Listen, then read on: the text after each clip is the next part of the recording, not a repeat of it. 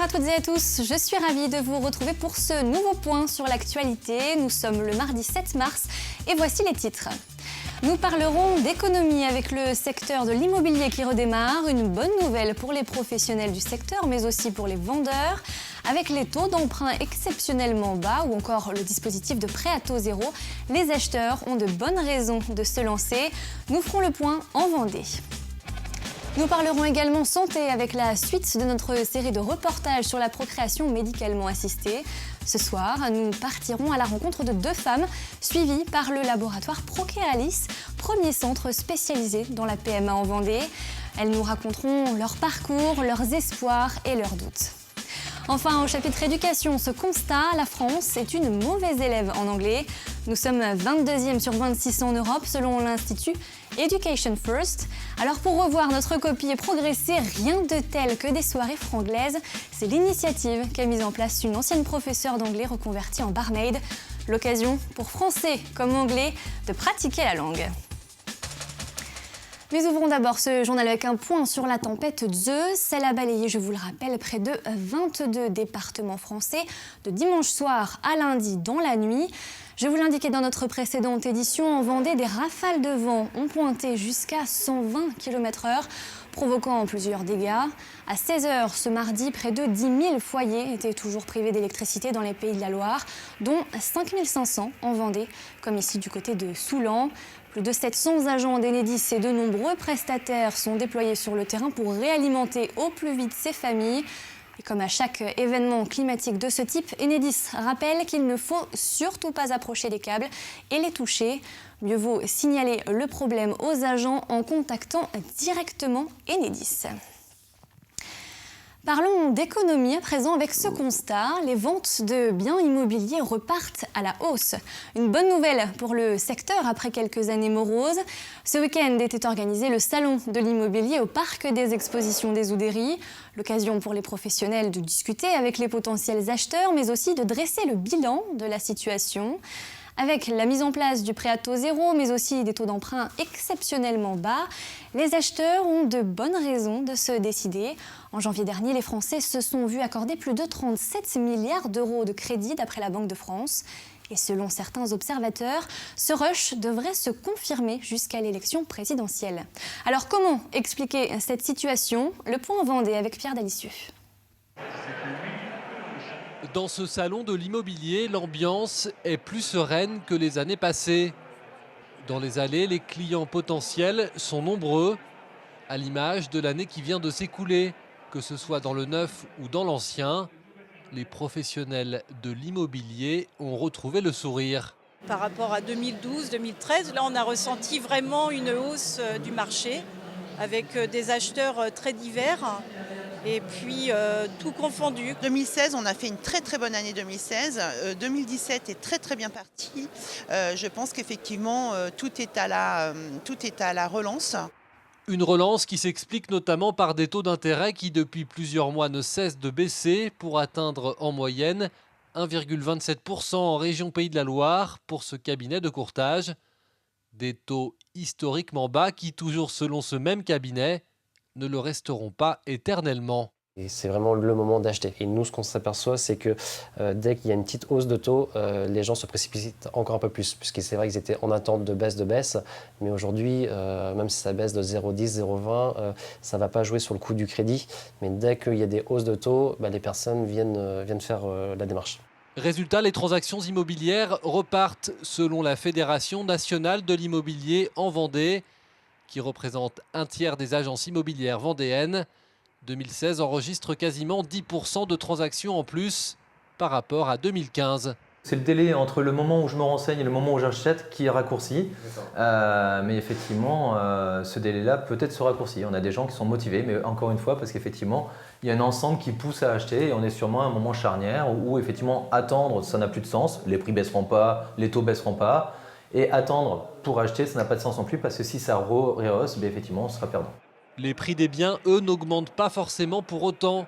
Mais les marges de négociation sont-elles moins importantes? En effet, les acheteurs osent de moins en moins négocier face à des vendeurs qui, eux, vendent depuis quelques mois à des prix plus justes. Le début d'année 2017 est plutôt stable sur le front de l'emploi en France. Même si le nombre de chômeurs reste élevé, de grands plans de recrutement sont annoncés par certaines multinationales, à l'image d'Amazon. Dans notre département, c'est le groupe Gustave Rideau, numéro 1 de la Véranda Aluminium, qui a décidé d'ouvrir 200 postes dans ses différentes filiales. Parmi les emplois proposés, des postes de commerciaux, de comptables ou encore d'agents de production.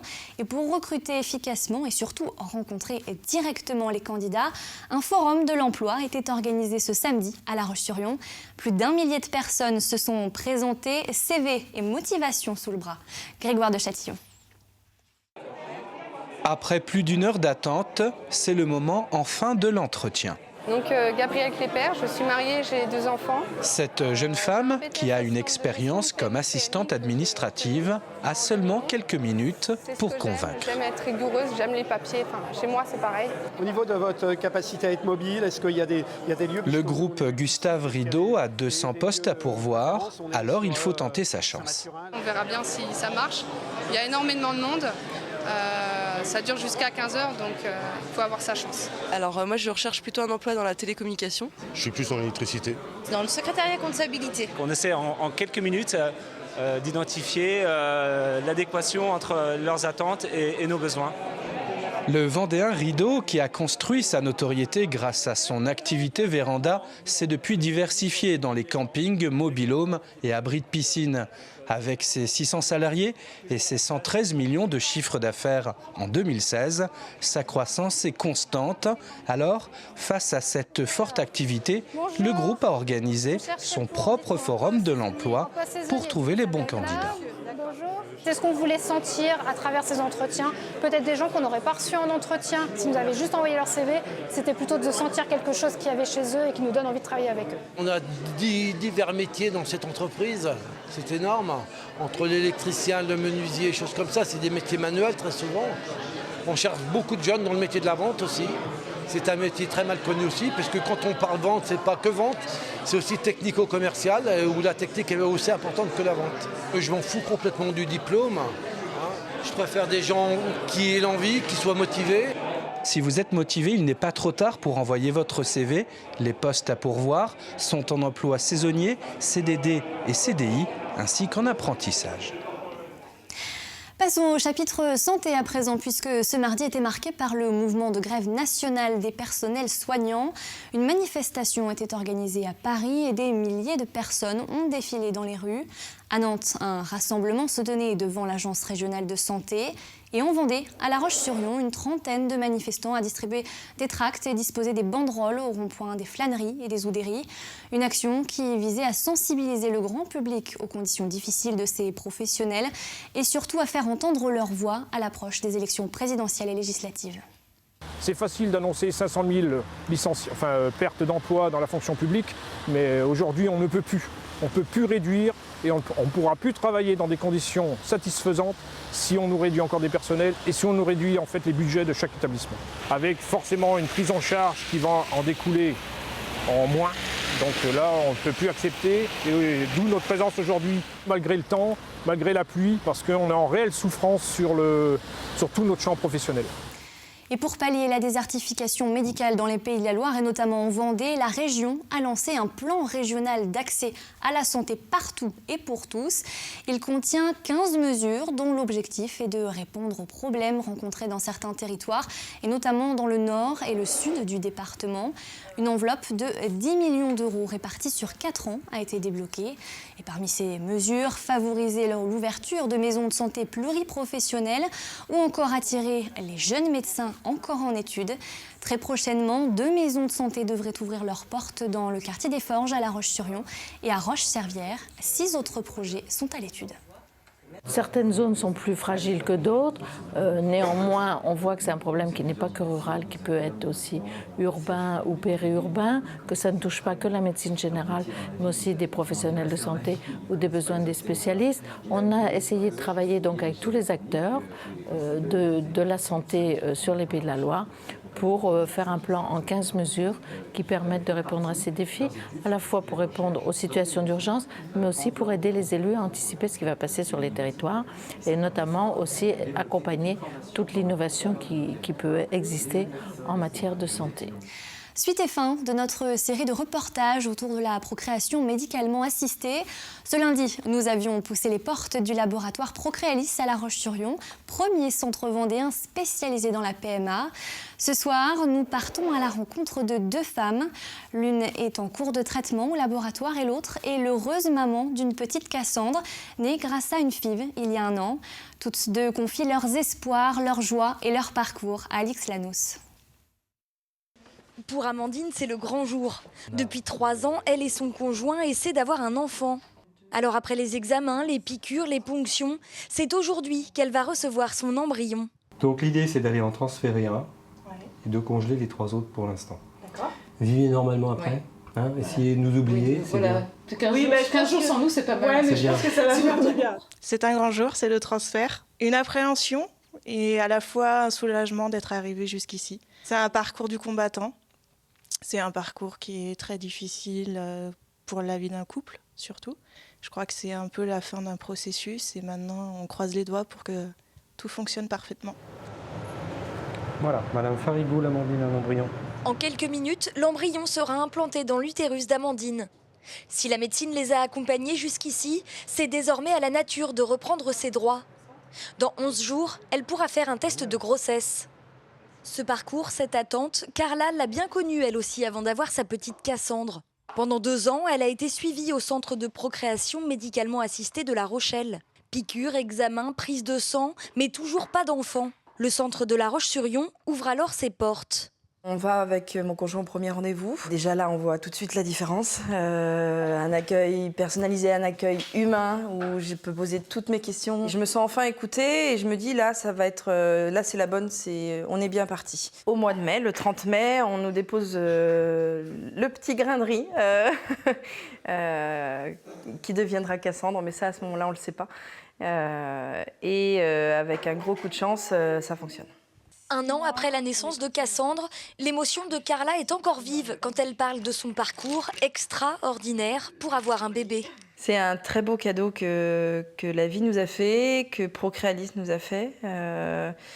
Parce que malgré tout, sans l'aide de la médecine, elle ne serait pas là, on ne serait pas parents. Et c'est beaucoup de bonheur d'être parent avec cette particularité qu'elle est née après de longs mois de détresse, de joie, beaucoup d'émotions. Carla et son conjoint espèrent bien que la médecine les aidera encore à donner un petit frère ou une petite sœur à Cassandre. Depuis l'ouverture de Procréalis, il y a bientôt 3 ans, près de 200 bébés ont vu le jour. Il faisait partie des 8 finalistes du concours national Jeunes Talents des maîtres restaurateurs. Axel Lucas, jeune apprenti de Loïc Roux, chef du restaurant La Rose Trémière à Saint-Michel-en-Lerme, a terminé 5e. Il était en compétition ce lundi et devait séduire le jury avec un plat salé à base de carrés de veau et de légumes de saison, mais aussi proposer une revisite de la tarte coton meringuée et fruits exotiques. Il rentre donc dans le sud Vendée après cette belle expérience et une rencontre avec le célèbre chef étoilé Philippe Etchebest, qui était membre du jury. Notre niveau en anglais serait moyen selon l'Institut Education First. La France occupe la 29e place du classement sur 72 pays testés et nous sommes 22e sur 26 en Europe. Des résultats peu glorieux qui s'expliqueraient par une trop faible exposition à l'anglais dans notre quotidien, mais aussi des méthodes d'apprentissage de la langue qui ne favorisent pas assez la communication orale. Alors, pour résoudre ce problème à Saint-Hermine, Sarah Floyd, une ancienne professeure d'anglais reconvertie en barmaid, organise tous les lundis des soirées franglaises. Au menu, un repas convivial partagé entre français et anglais, désireux de s'améliorer dans les 2 langues. Cyril Guillet spoke in English with them. Regardez. Tous les lundis, entre 19 et 20h, le pub des Halles fait le plein. Anglais et français s'y retrouvent pour échanger. Je suis ici parce que je travaille avec une agence immobilière. C'est pas très bien mon français, mais c'est juste pour expliquer pour la maison et pour vendre et pour acheter la maison. Sarah Floyd est à l'initiative de ces rencontres franglaises. Professeure dans la communauté de communes du pays de Saint-Hermine pendant 10 ans, elle a souhaité faire perdurer ces échanges. Il y a bien sûr des Anglais qui sont installés en France, qui voudraient bien apprendre le français. Et il y a des Français qui sont là soit pour les voyages. Il y a aussi des Français qui ont la famille en Angleterre. Ces soirées franglaises attirent chaque début de semaine plus d'une vingtaine de convives, à peu près autant de Français que d'Anglais. Des Anglais installés pour la plupart du temps dans la région et qui ont parfois du mal à appréhender la langue de Molière. C'est très difficile pour nous. J'habite ici, c'est pour acheter la maison de Milan. C'est très difficile, c'est pour la langue. Sarah Floyd a lancé le concept il y a 4 ans et les participants sont toujours aussi nombreux. Et chaque semaine, elle envoie par mail des exercices à chacun de ses apprentis linguistes. Les Anglais reçoivent un devoir en français, les Français ils reçoivent le même devoir en anglais. Comme ça, ils peuvent travailler à la maison s'ils veulent. Et après, ils reviennent le lundi suivant. Les Anglais corrigent les Français et les Français corrigent les Anglais. À chaque table, ce mélange britannique et français. Les participants se corrigent ainsi les uns les autres, ce qui a pour effet de faciliter les échanges. Ça aide à mieux entendre l'anglais et nous, ça nous aide à plus parler.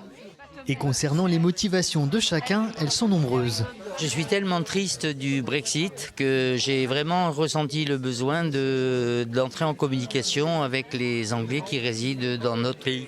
Mon fils est en Australie et donc j'essaie d'améliorer mon anglais. Étant donné qu'il y a beaucoup d'anglais dans la région, c'est aussi un bon moyen de